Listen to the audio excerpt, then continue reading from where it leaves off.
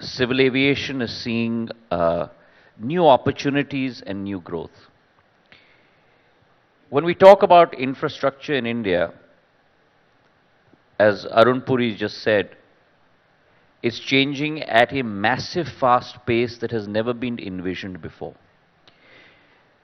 But infrastructure has been the bedrock of India's growth not today, but over the last 1,000 years. How so?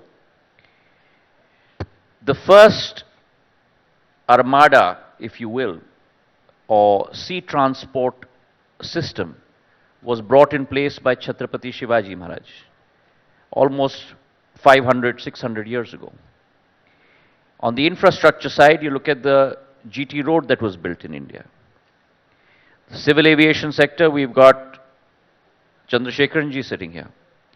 Air India is a pioneering airline of the private sector, started its service not post-independence, but pre-independence, where it connected not only the big cities that we talk about. In those days, it used to be Bombay, Delhi, and Kolkata, because Kolkata was the center of trade and commerce, but it also connected cities in the heartland of India, like Indore. It connected Gwalior in those days. I'm talking about 1942. So infrastructure has been the bedrock of India's progress. But in the last 9 years, the tectonic transformation, the tectonic shift that we have seen, 75,000 kilometers of highway in 2013-14, 150,000 kilometers of highway today, doubling that amount in a period of 9 years. If you look at the naval side in terms of transportation or otherwise in the port sector, and civil aviation as well. We had 74 airports that were built in 2013-14. In 9 years today, we've doubled that number to 148, including heliports and other infrastructure. So if you look at the growth rate of civil aviation or other infrastructure in India, it's been explosive and dynamic. And let me tell you, Rahul, we're not going to stop here. We've built 148 airports, heliports, and waterdromes, 74 in the last 9 years. And we're going to take this number above 200 in the next 4 to 5 years. That's the scorching pace of growth that we're going to look at.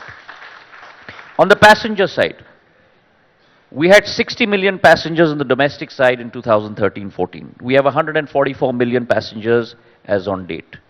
If you combine domestic passengers with international passengers, we're looking at a total of 200 million in this country. I'm looking at a forecast of close to about this 200 million number doubling to 400 million in the next 5 years. That's the kind of exposure and the growth that this sector is going to undergo. Another data point for you, the number of people traveling today on by first air condition and second air condition by train, which is our nearest, I don't want to use the word competitor, but our nearest Sehbagi, if I may say that, is close to about 185 million. Civil aviation is at 144 million. But the CAGR of railways is 5.6%. Civil aviation CAGR is 10.3%. And on your show tonight, let me commit that within the next decade, we will be ahead of the railways in terms of transportation for a first AC and second AC comparatively in the area of civil aviation. See, the acquisition is basically there were a few prerequisites from our point of view. So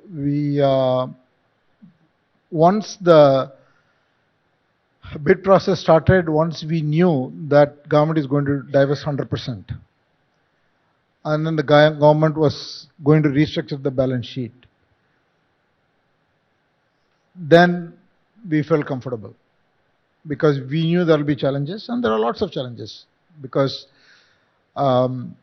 we have to fix a lot of things. But the good thing is 1 billion people want Air India to succeed. Everyone in this country is rooting for Air India. You can't have a better tailwind than that. Okay? There is a mail every day. Why one mail? There are multiple mails every day. There's somebody wanting to work for Air India, somebody giving me advice, somebody telling me that I had a great flight. I know the flight was bad, but I can see the improvement in on-time arrival and customer service. And also, people taking WhatsApp messages, how bad the interior is, how the seat didn't work, how something was dirty. So I get about 4 or 5 mails on Air India, mails every day, some in WhatsApp, some in email. And you act on them. Yeah, act on them, and so I'll respond, and I'll where we can act, we'll act. Otherwise, we'll tell them to be patient, give us time. But the transformation is happening on HR. We are completely revamping the technology.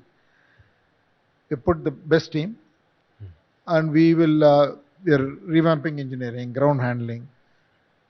Entire fleet will get changed. We have made one of the biggest orders. It's a very, very bold bet. And while the flights are coming, we are already leasing more aircrafts. So we can fly pretty much to any destination in the world. That's the kind of infrastructure we're putting in place.